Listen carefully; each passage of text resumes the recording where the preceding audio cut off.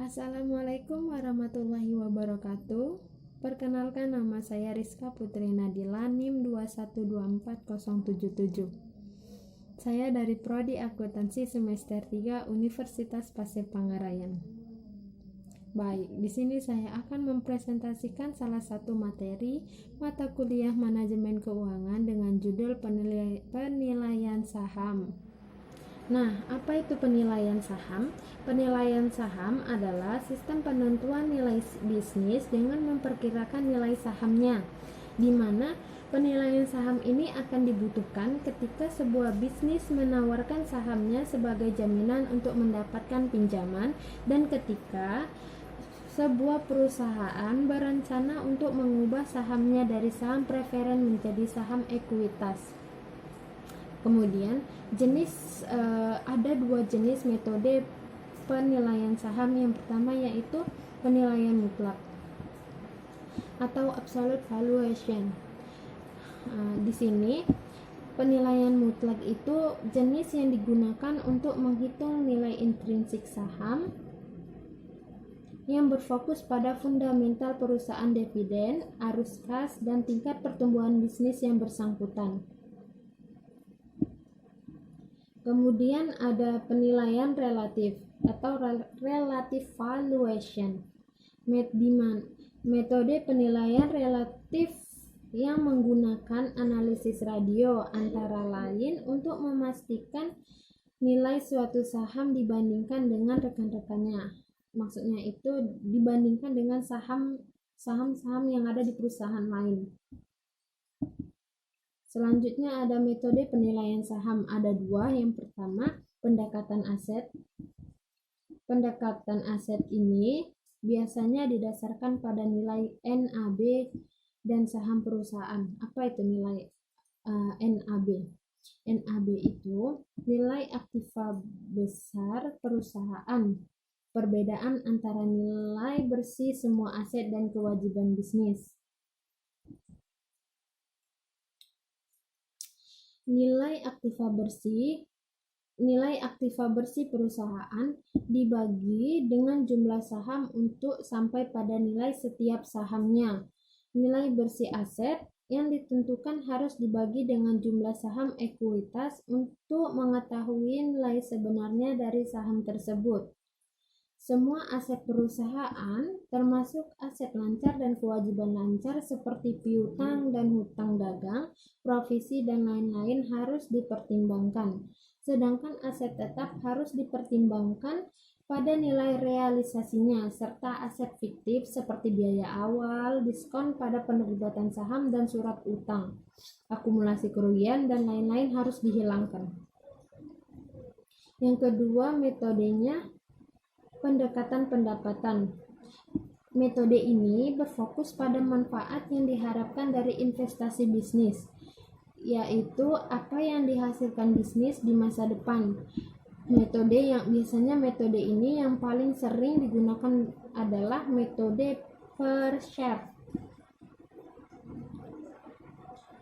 Di sini nilai per saham dihitung berdasarkan keuntungan perusahaan yang tersedia untuk dibagikan kepada para pemegang saham. Laba dapat ditentukan dengan mengurangi cadangan dan pajak dari laba bersih. Kemudian solusi penilaian saham. Ini yang biasanya digunakan. Jika nilai sekarang lebih tinggi dari biaya investasi saat ini, maka peluang investasi harus dipertimbangkan. Dan jika sekarang lebih rendah dari biaya investasi saat ini, maka peluang investasi tidak boleh dipertimbangkan.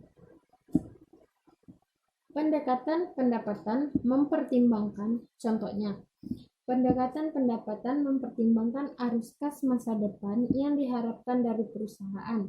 Dapat dihitung dalam DCF atau discount cash flow atau metode arus kas yang didiskontokan untuk mengevaluasi harga wajar perusahaan. DCF memperhitungkan asumsi berdasarkan data masa lalu yang mungkin benar atau mungkin tidak benar. Selanjutnya, cara memilih metode penilaian saham terbaik. Metode mana ini yang paling cocok untuk penilaian saham mungkin di tempat kita kerja? Jawabannya tidak pasti atau tidak mudah. Setiap bisnis memiliki jenis, kualitas, kekuatan, dan aturan penilaian yang berbeda. Oleh karena itu, lebih baik memilih metode berdasarkan informasi tentang perusahaan yang tersedia untuk tujuan penilaian. Misalnya, pendekatan aset yang lebih relevan dengan produsen, distributor, dan lain-lain. Kenapa? Karena bisnis sering menggunakan aset modal dalam jumlah besar yang nilainya dapat dengan mudah mempengaruhi nilai intrinsik saham. Oke, selanjutnya faktor-faktor yang mempengaruhi penilaian saham. Faktor-faktor yang mempengaruhi penilaian saham terutama mencakup kelipatan yang digunakan dalam metode penilaian saham yang populer, termasuk laba bersih bisnis, arus kas, dan dividen bisnis, dan tingkat pengembalian normal industri. Pengaruh faktor-faktor yang tadi ini tergantung pada apakah faktor-faktor tersebut diterapkan dalam perhitungan nilai saham.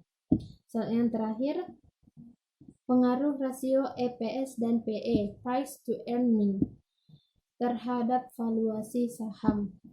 PE sendiri. PE, price to earning, adalah rasio harga pasar per saham terhadap EPS. Dalam hal nilai saham, rasio PE yang tinggi dapat menunjukkan bahwa harga saham tinggi sehubungan dengan pendapatannya dan mungkin dinilai terlalu tinggi. Sebaliknya, rasio PE yang lebih rendah mungkin menunjukkan bahwa harga saham saat ini lebih rendah sehubung dengan pendapatannya. Cukup sekian materi yang saya sampaikan. Apabila ada kekurangannya, saya mohon maaf. Apabila ada kelebihannya, mohon Ibu ambil kembaliannya. Wassalamualaikum warahmatullahi wabarakatuh.